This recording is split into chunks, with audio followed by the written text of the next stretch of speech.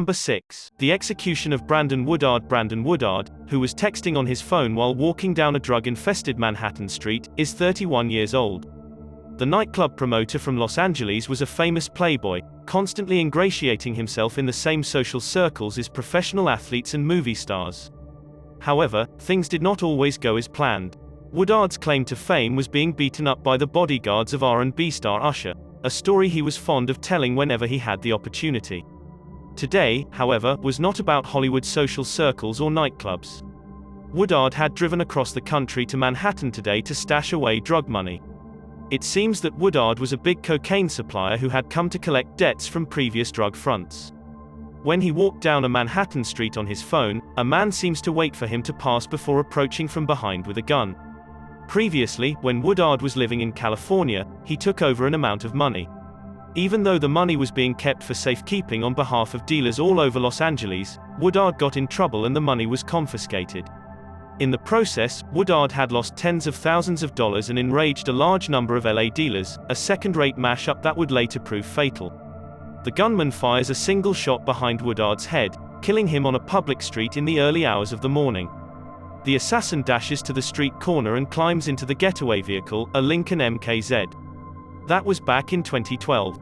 Police have since apprehended the getaway driver, Lloyd McKenzie, as well as 5 others who assisted Woodard in transporting cocaine from California to New York.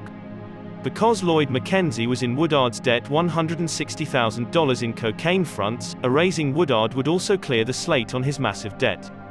He seemed recently to be charged with second-degree murder, running a major drug trafficking operation, conspiracy, felony weapon possession, and felony controlled substance possession.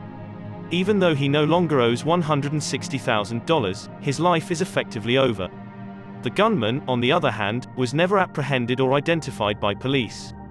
His drug posse never quitted him, either out of respect or fear of jeopardizing their own lives. In any case, he got away with murder in broad daylight on a national case, which is quite ignominious for Manhattan cops.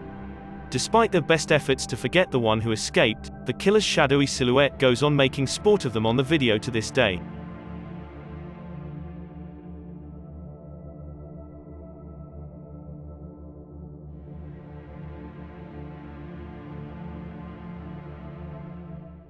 Number 5. The man with the purple bag. He checked into an Irish hotel as Peter Bergman, and he appeared to be out of place. To begin with, he was extremely tall, and his attire was far too formal for the small Irish town of Sligo. However, he kept completely to himself, politely greeting hotel staff no matter when they looked at him and otherwise bothering no one. He didn't cause any outright problems, but the man who went by the name Peter Bergman had a dark problem of his own. He was eager to die. The hotel staff became aware of a weird habit among the noiseless guest. Peter Bergman would go away from his hotel every day with a tiny purple bag. Even though the bag would be filled when he left, when he went back, it would be completely empty. Authorities would later come to the conclusion that he was gradually disposing of his personal belongings, but no one had any idea what he was up to at the time.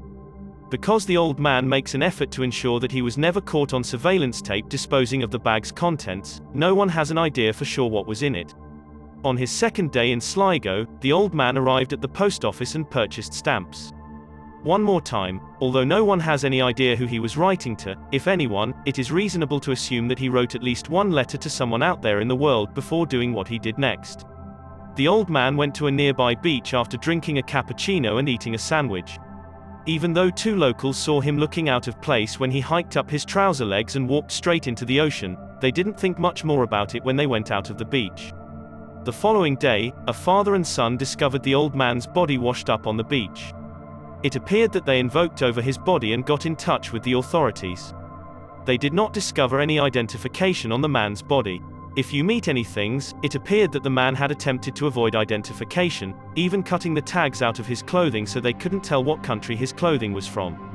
A thorough database search revealed that the name Peter Bergman was not associated with any passport issued in Europe, North America, or South America. His DNA and fingerprints also yielded no results. Because he checked out the hotel in cash, there was no money trail to come behind. However, the mystery was far from over. According to the autopsy report, there was no external evidence of drowning on the man's body. What exactly does this mean? The majority of drowning victims exhibit visible signs of drowning on the outside of their bodies. For instance, this seemed to be able to be foam at the mouth or nostrils, froth in the airways, or a hyper-expansion of the lungs. Because none of these items were discovered in the deceased's body, they cannot conclusively conclude that he drowned. Besides, they discovered a plethora of cancerous tumors in the man's bones and prostate. Even though these tumors must have been very gut-wrenching, the medical examiner discovered no trace of pain medication in the man's system, not even an aspirin. One thing was certain: the man was in excruciating pain and hoped to disappear into the sea that leaves any trace. The most astonishing testimony, nevertheless, comes from the hotel staff, not the coroner. One day, after a cleaning woman was unable to open the door, the front desk examined him. When they went to check on him, she said he seemed relieved that it was only the hotel staff, as though he was looking forward to someone else. Was the man with no name attempting to flee more than just his suffering?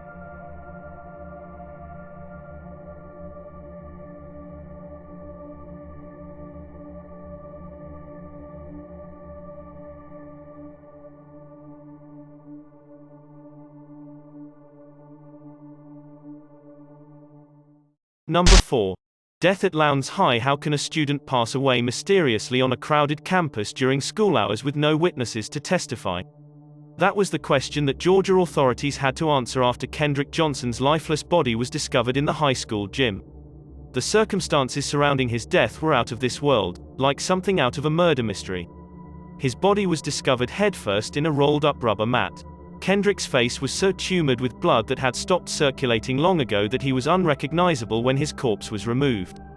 In addition, there was blood in his hair, on the floor, and on the wall.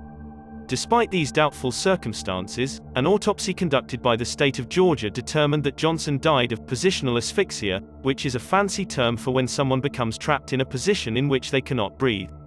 Investigators believe Kendrick Johnson became entangled in the rolled-up gym mat after diving inside to retrieve a shoe. However, this explanation only appeared to add to more questions from the general public. How did a suffocation death result in so much blood? Unless they had a locker, students would occasionally leave their shoes on the gym floor. However, why would Kendrick put off his shoes before reaching for a single unidentified shoe? And why would he be interested in them in the first place? If he was going to thieve them, wouldn't he take them off afterward, not before? Who, if anyone, was he with? No rock-hard answers have been provided by police or the student population as to how this took place. However, perhaps most oddly, authorities decide not to take a sneaker found just yards away from Kendrick's body as potential evidence. The sneaker seemed to be even stained red, adding to the enigma. Kendrick's parents suspected something was wrong and employed an independent medical examiner for conducting a second autopsy. The parents believed their son had been murdered, and the official findings confirmed their suspicions. The coroner discovered blunt force trauma on Kendrick's right side of the neck, close to the jawbone, as well as additional hemorrhages to the jawline that were not reported during the first autopsy. According to this free-thinking examiner, Kendrick's death was not an accident. This was obviously a murder. Security footage from that earth-shattering day, however, shows nothing out of the ordinary. It seems that Kendrick Johnson walks calmly through the gym and does not appear to be in any pain. After he passes across, a couple of other students shoot a basketball, and they soon walk off camera in his general direction. In response to what they believe was a botched investigation, Kendrick's family filed a $100 million lawsuit against the school and state investigators, however, dropped the allegations at the beginning of this month. The police have officially closed the case, but no one has any idea what occurred to Kendrick Johnson, or they haven't come forward to say.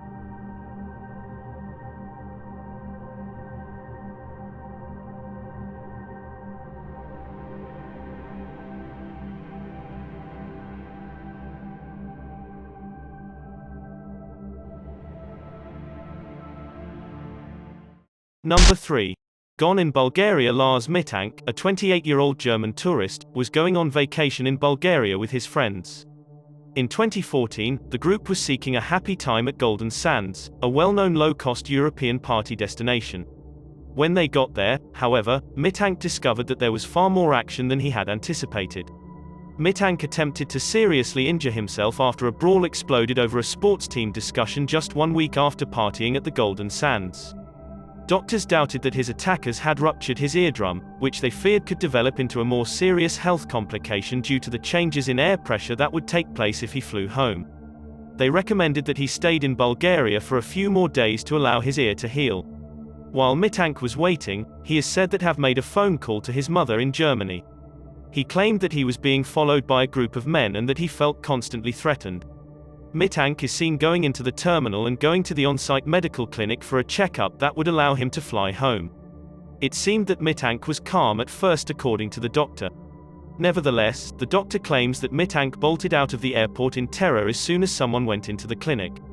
According to surveillance footage, he does not even bring his bags with him when he flees the parking lot as fast as he can away from the building. Was he being followed for real, or was this a paranoid delusion? Some believe Mittank was given strong antibiotics for his ruptured eardrum, causing him to hallucinate his story of being followed, while others believe the Golden Sands attackers were seeking a final showdown. No matter what the case may be, this happened more than 5 years ago, and if Mittank outlives, he has yet to come out of hiding to explain himself.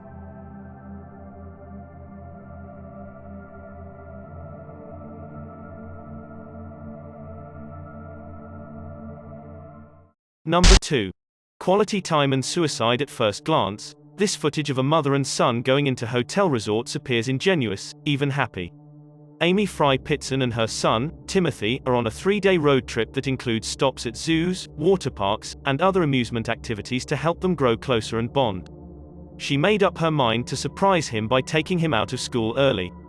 Doesn't that sound good? Watching the security footage again, which stretches from Illinois to Wisconsin, you'd never guess Amy had just kidnapped her child and was now on her way to death.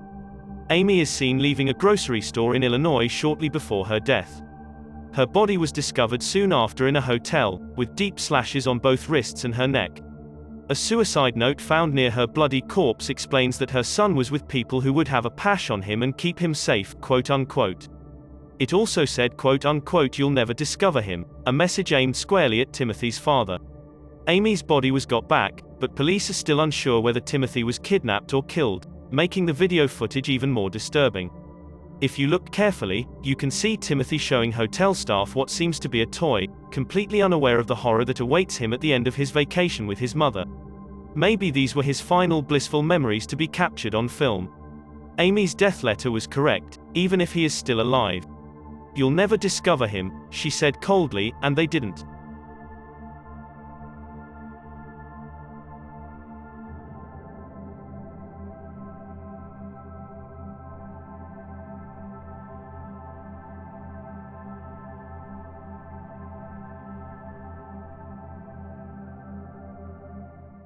Number 1. The missing body of Claudia Lawrence. Claudia Lawrence seemed to be a 35-year-old chef at Goodricke College in the United Kingdom. She was walking home from work one afternoon in March 2009, and she was on the phone with her mother. The mother and daughter were inseparable. It was their second conversation of the day, and they were planning to meet up over the weekend for Mothering Sunday, Europe's version of Mother's Day. Claudia happily chatted with her mother about their forthcoming visit, unaware that Mothering Sunday would be cut short that year, and that this would be their final conversation together.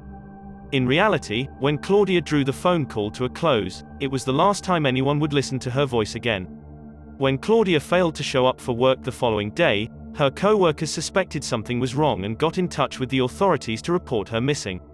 Her father received a call from a worried friend of Claudia's and went to her daughter's house to conduct an investigation.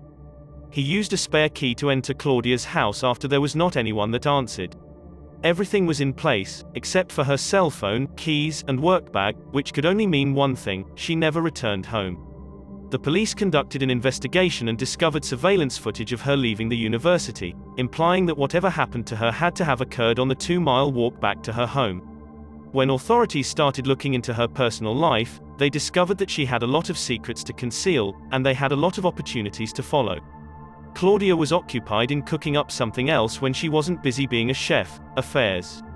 She enjoyed going to the local pub and flirting with married men. Even though these one-time flings frequently turned into long-term relationships, Claudia had a bad habit of breaking up with her victims as soon as they left their wives to be with her. Therefore, many members of the local community were dissatisfied with Claudia. Men are still being suspected about her disappearance nearly a decade later, as recently as March of this year.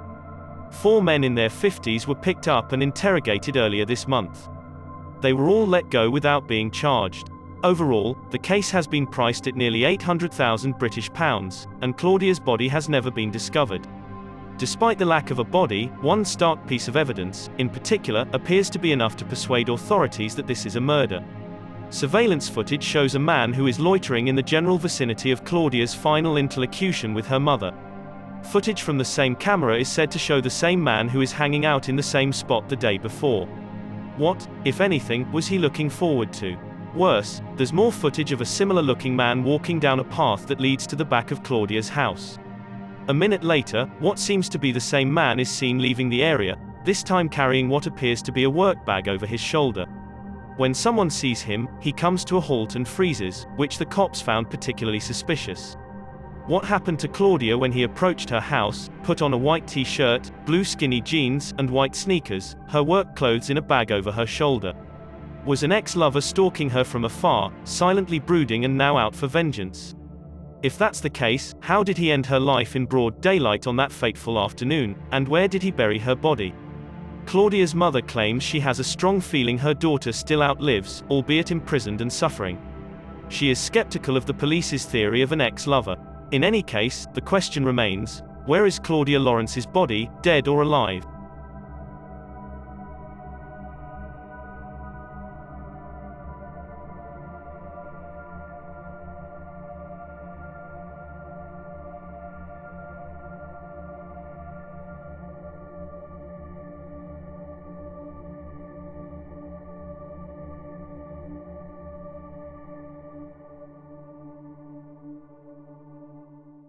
Thanks for checking out this video. Be sure to subscribe because I upload a new video every day. Or if you're still not convinced, here are some of my other videos that I think you'd like. Enjoy.